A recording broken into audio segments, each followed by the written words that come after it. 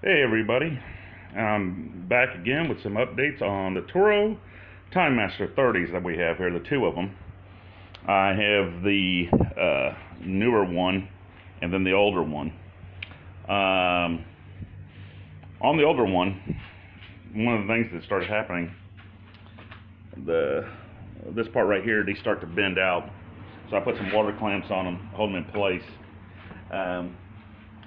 It's running good. No problems with the pulleys anymore. I seem to have gotten that under control.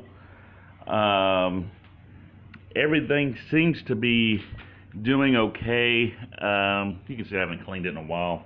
The interesting thing is the newer one I bought, okay, for you that haven't been following, the original one was bought at Home Depot. And I've had bearing issues and all these problems and blah, blah, blah. Transmission went out and everything. The new one I bought came from the dealer.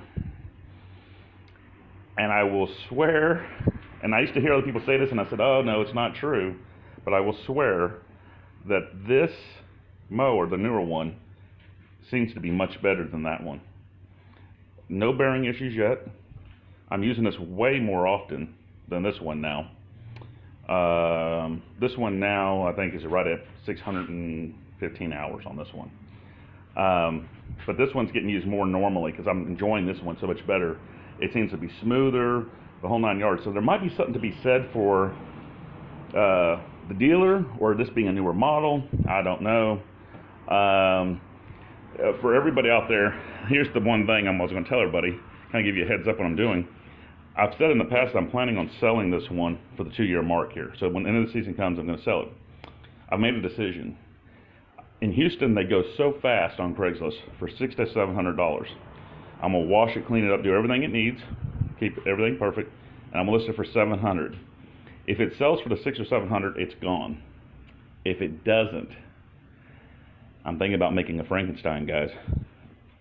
Thinking about cutting this open down here, welding in a box, make it like a walk behind.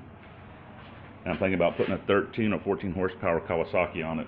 I've got some ideas and I know it'll work, and it would be insane, but at some point I'm thinking, why not try it? If I can't get the money I want out of it, I've run the hell out of it already. It's made me a ton of money. Both of them have made me a ton of money. And I think it'd be a good experiment. I've seen another gentleman online, and I think he put a 8 torque, was it a Kawasaki? No, a Kohler. But a lot of people said, oh, 12, 13 horsepower, but nobody's done it. I don't know why, maybe because they don't feel like it's worth it. But if I can get the motor for the right price and catch the right deal, I'd like to do a Kawasaki. I've seen a couple I'd like to do. I wouldn't even do a Honda, to be honest. But Kawasaki seems like it'd be fun. I want to open that up, like I said, and build a chute down here and just really make it where it rips through thick grass. And I think if that is opened up, that's the one thing on these. On regular manicured lawns, they work perfect. I have no issues. Weekly lawns are awesome. The thicker grass, I turned this one up. I haven't turned that one up yet.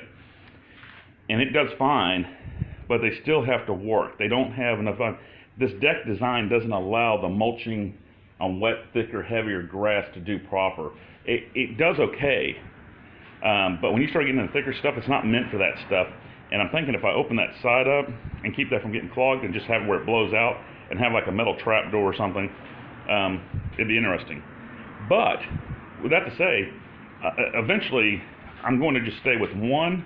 I'm changing my business model. I'm staying with just one Timemaster probably at the end when it's all said and done. I have some other things I'm going to be doing. I'm looking at a 0 turn, but not necessarily for a bigger one to do bigger properties. I'm thinking about a 30-inch, 34-inch, something along those lines. I'm staying with the smaller properties, and that's just the plan. But for all you guys out there giving up on the Timemasters, I'm sorry to hear that, but I'm loving mine. To be honest, I really am. The new one, I'm loving even more now. This one I'm not working on as much anymore, but like I said, it'll be fun to play with it and have some other ideas. Anyway, I'd like to hear y'all's thoughts and concerns or anything, but I really believe that they have a purpose and a place in this business. I know a lot of people are jumping onto the 28-inch mowers, and I'm not sure I'm sold on those yet, but I'll keep an eye out. Alrighty, till next time. Have a good one.